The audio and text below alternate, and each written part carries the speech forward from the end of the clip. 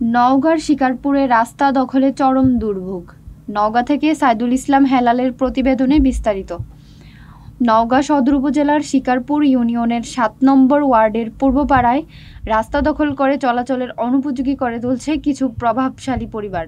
অভিযোগ রয়েছে, তাহের দেওয়ানের পুকুরের ৩ মাথা বটগাছের মোড় থেকে শুধু দখলই নয়, সেখানে বিভিন্ন অবৈধ কর্মকাণ্ডের ফলে এলাকার সাধারণ মানুষ চলাচলে মারাত্মক বিপাকে পড়েছেন। স্থানীয়রা জানান, বারবার নিষেধ করা সত্ত্বেও কেউ কানে তোলে না অভিযোগ, বরং রাস্তায় পাকা কাঠামো তৈরি করে অবাধে বসবাস ও ব্যবসা চালিয়ে যাচ্ছে তারা। এতে বর্ষার মৌসুমে কাদা পানিতে রিকশা, ভ্যান তো দূরের কথা, হেঁটে চলাও প্রায় অসম্ভব হয়ে পড়েছে।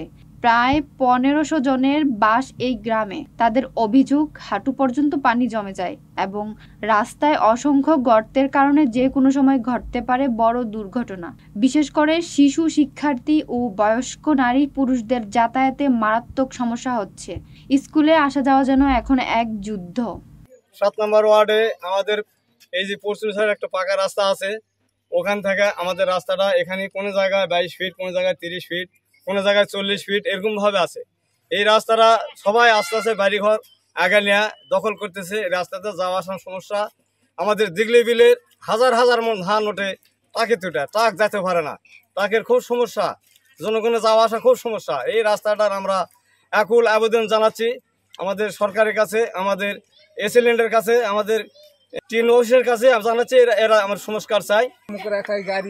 গাড়ি ঠিক মতন যাওয়া আসা করে মেলা ধান শুদ্ধ বানা যায় না। আমরা মনে করেন ভাত দা করে মারা যাবো মনে করেন এই রাস্তার অভাবে। কারণ মেলার যদি ধানই না যায় তাহলে আমরা কিভাবে বাচ্চা কাচ্চা ভাত খাওয়াবো, কিভাবে ভারত করে এখান থেকে মনে করেন নওগাঁ পর্যন্ত আমাদের আর ধান নেওয়া যাওয়া সম্ভব না। তা আমাদের একটাই আবেদন সরকারের কাছে, এই নওগাঁ জেলার যত কর্মকর্তা আছে সবার কাছে আমাদের একটাই আবেদন, এই রাস্তাটা ২ সাইডে এসিল্যান্ড নিয়ে আসা মাপ করে এই রাস্তাটা বের করে দিয়ে জনগণের উপকার করুক, এরা আমাদের দাবি। স্থানীয়রা আরও জানান, দীর্ঘদিন ধরে এই সমস্যা সমাধানের জন্য ইউনিয়ন পরিষদ সহ উপজেলা নির্বাহী কর্মকর্তা, এসিল্যান্ড ও জেলা প্রশাসকের কাছে লিখিতভাবে অভিযোগ করা হয়েছে, কিন্তু এখন পর্যন্ত কোনো কার্যকর পদক্ষেপ গ্রহণ করা হয়নি। এতে ক্ষোভে ফেটে পড়েছেন গ্রামের সাধারণ মানুষ।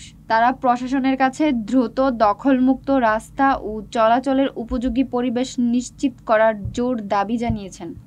আর হিন্দু জাতির আদাব, আমি রাস্তার পথে কথা বলতেছি। আমাদের ছেলেরা যারা কর্মজীবীরা খায়, তাদের এত পরিস্থিতি হয়, এই যে আমাদের কষ্ট হয় আমাদের রাস্তার যাতে ছেলেরা কর্ম করে খেতে পারে না, গাড়ি আসতে পারে না, আমাদের কৃষক ভাইয়েরা ধান তুলে নিয়ে আসতে পারে না, তাদের অনেক কষ্ট করে যে ধান করে তাদের অনেক ধান বিলাতি রাখা আসা যায়। কিসের জন্য? আমাদের রাস্তা খারাপের জন্য। আর এই আমাদের এই রাস্তার পাশে একটা বিল আছে, যে বিল থেকে হাজার হাজার বিঘা সম্পদ আছে, যে সম্পদ থেকে ধান এই রাস্তাতে উত্তোলন করা হয়। কিন্তু এই রাস্তাটি ২ সাইড থেকে কমে আসার কারণে এই সাধারণ জনগণ ধান তুলে নিতে পারে না। তো উপজেলা নির্বাহী বরাবর গতকালকে একটা অভিযোগ দেওয়া হয়েছে যে এই রাস্তাটি আপনার নকশা মোতাবেক মাপজোক করে রাস্তাটি বের করা হোক। হ্যাঁ, আমাদের এখানে ২ সাইড থেকে পাকা মাথা থেকে লাশ পর্যন্ত সবাই দখল করে আছে। এই রাস্তাটা ২ মাথা থেকে বের করতে চাই, তারপরে মাটি কাটা উঁচা করে রাস্তাটা পাকা করলে দশের সুবিধা হবে, আমাদের অনেকটা সুবিধা হবে। বাচ্চা কাচ্চা স্কুলে যেতে পারে না, এখান থেকে ধানের ট্রাক যেতে পারে না, সবাই যার যার মতো করে ইচ্ছা মতো জোর করে। আর যারা একটু দুর্বল তাদের সাথে গ্রামের মানুষই গ্রামের দ্বন্দ্ব তৈরি হচ্ছে, মারামারি হচ্ছে, কাটাকাটি হচ্ছে। আমরা এগুলো চাই না। আমরা চাই যে আমরা গ্রামের মানুষ সবাই একসাথে মিলামিশা থাকবো, আর রাস্তাটা যেন সবাই দেয়, আর রাস্তাটা সবাই দেওয়ার পরে যেন মাটি কাটা উঁচা করে রাস্তাটা হয়।